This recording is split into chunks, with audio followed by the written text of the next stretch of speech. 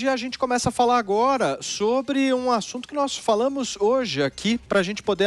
Falamos ontem, perdão, aqui, para a gente poder analisar mais detalhes aí dessa pesquisa recente do Datafolha. Ontem a gente falou bastante sobre a reprovação do presidente Jair Bolsonaro, que chegou ao índice de 53%. E hoje nós vamos voltar agora a falar das intenções de voto para a presidência da República, que é justamente o que a produção vai colocar no telão para mim aqui agora, para que a gente possa conversar um pouco sobre esses números. Vamos lá, então. Vejam só. Primeiro turno, hein? Lula, do Partido dos Trabalhadores, tem 27%, segundo as intenções de voto do Datafolha. Jair Bolsonaro, 20%. Ciro Gomes, do PDT, 2%. Outros 3%. E branco, nulo ou nenhum, 10%. Não sabe, 38%. E nós temos também a nossa análise sobre o segundo turno, certo, produção? Que ela vai colocar exatamente agora para a gente. Vejam só, no segundo turno, então, nós temos Lula e Jair Bolsonaro disputando esse segundo turno. Lula tem 56%, Jair Bolsonaro tem 31%, em branco, nulo ou nenhum, 13%, não sabe ou não respondeu, 1%. A gente vai comentando cada um desses dados da pesquisa e eu vou trazendo também outros cenários que foram elencados e colocados pelo Datafolha envolvendo outros candidatos. Vamos começar, então, Constantino, como é que você viu esse Datafolha? Um Datafolha aí que coloca o Lula na frente mais uma vez. Como é que está a força da terceira via e como é que está a força do presidente da República, Jair Bolsonaro, para 2022? Paulo, eu vi essa enquete do Datafolha com muita diversão, né, com muito humor. Entrevistaram quase 4 mil presencialmente, quase 4 mil pessoas presencialmente. Eu imagino que tenha sido no dia 12, ali na Avenida Paulista, né? E aí dá para entrevistar todos os presentes. Então dá isso aí, porque devia ter uns policiais ali fazendo a segurança a favor do Bolsonaro, né? Ou vai ver que fizeram essa pesquisa numa boca de fumo, talvez numa universidade, num DCE, alguma coisa assim. Não dá para levar a sério os números do Datafolha, sinceramente não dá, né? Os olhos enxergam uma realidade muito diferente.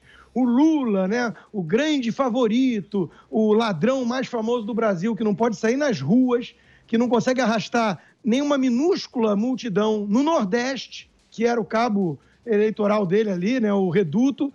O Lula tem quase 60% de intenção de voto. E o Bolsonaro, que lotou as ruas do Brasil inteiro no dia 7 de setembro, ele tem 20 e poucos por cento de intenção de voto. Né? Não dá para levar a sério esse tipo de pesquisa. Eu acho tudo isso uma grande palhaçada. Inclusive, desconfio o que está por trás de uma coisa dessas. Porque, de novo, né, é tanto viés a favor da esquerda e contra a direita, que a gente não consegue acreditar em erro de metodologia apenas, né? Isso me parece ter método. Eu quero lembrar aqui que essa acusação, eu não vou fazer acusação leviana quando não tem provas, mas acusações similares foram feitas já pela turma da esquerda, né? O Ciro Gomes já disse em relação a alguns institutos de pesquisa que vendiam até a mãe, né? Então, assim, eu realmente olho uma coisa dessas, esse retrato que seja, essa fotografia que seja, né? E ela é tão afastada da realidade que nós enxergamos no dia 7 e no dia 12, que, assim, o que está acontecendo, né? Tem que ter uma explicação. Não pode ser verdadeiro isso. A única coisa que eu tendo a concordar é que a terceira via está espremida mesmo, e isso aí a gente também viu no dia 12, né? Então, isso aí, esses nomes todos que foram aventados como balão de ensaio, se juntar todo mundo não consegue dar uma fração do apoio que ainda tem o presidente, né? Em relação a um boato que está correndo hoje aí, né, é interessante para a gente pensar só como reflexão, Temer junto com Bolsonaro numa chapa. Olha, a turma é criativa, para dizer o mínimo.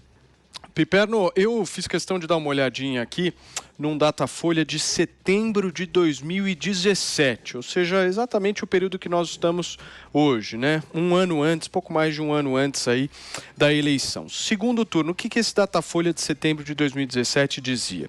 Lula, 47%, Bolsonaro, 33%. Hoje, setembro de 2021, 4 anos depois, qual é o resultado que nós temos? Lula, 56% e Bolsonaro, 31%. Não foi esse o resultado da eleição de 2018.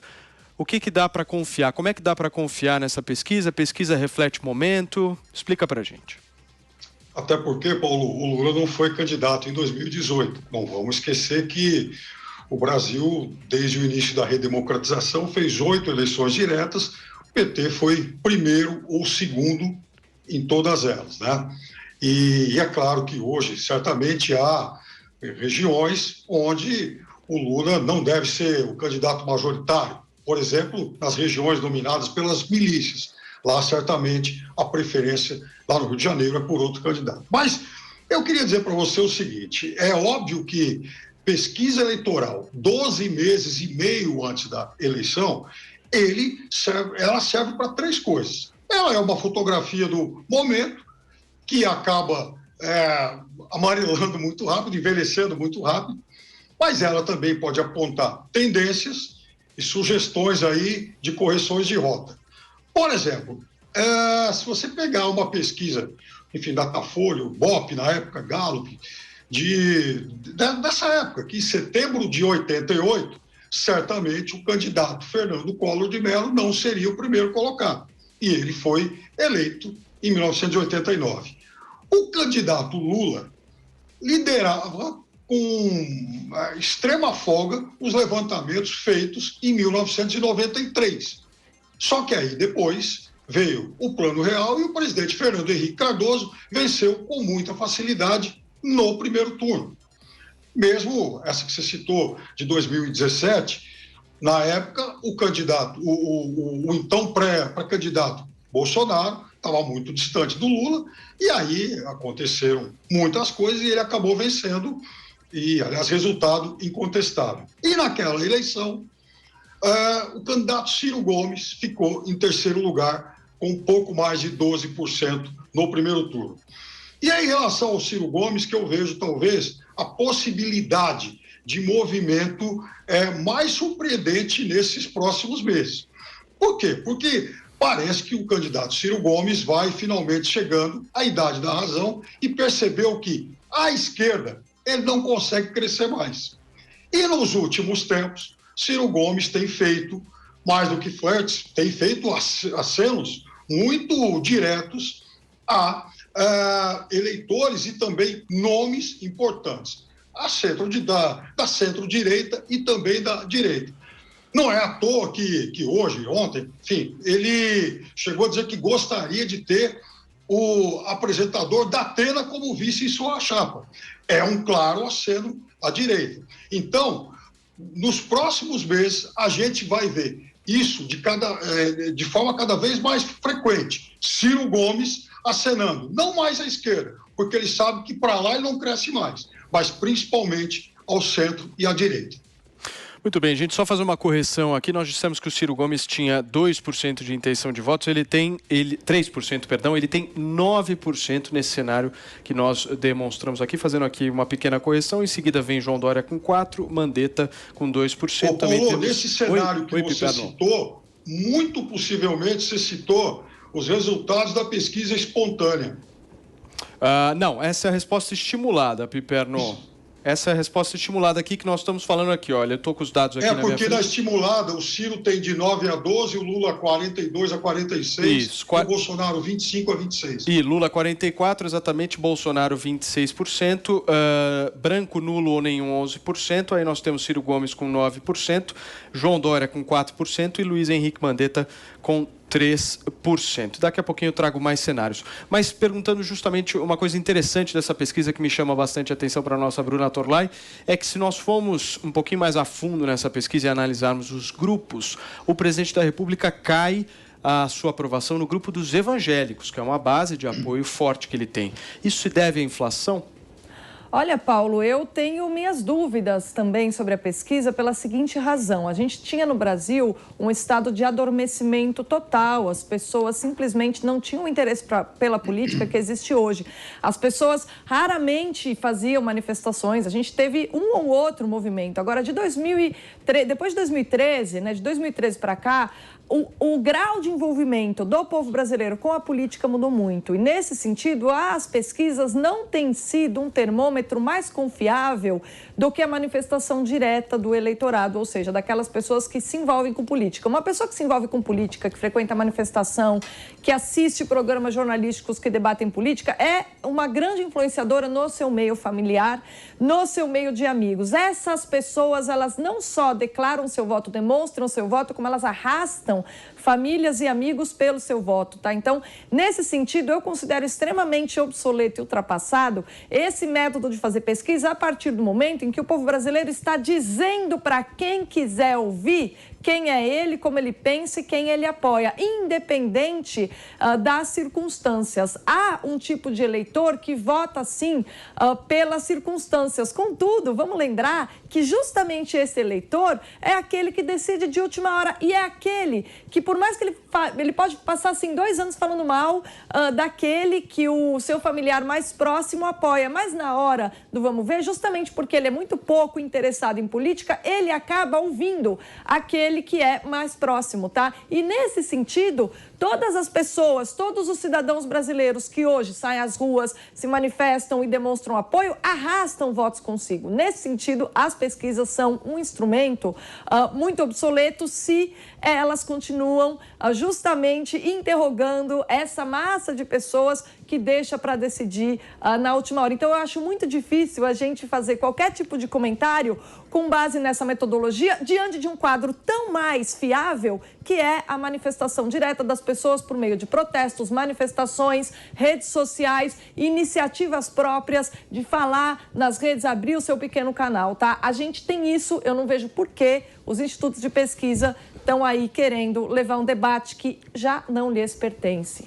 Muito bem, Piperno, só fazendo aqui o apontamento certo, é exatamente a pesquisa espontânea que nós estamos aqui. Lula 27%, Bolsonaro 20%, Ciro Gomes aparece com 2% e os outros com 3%. Agora, Serrão, tem um outro cenário aqui que o Datafolha também aponta, que é o cenário inserindo outros candidatos, como, por exemplo, José Luiz da Atena.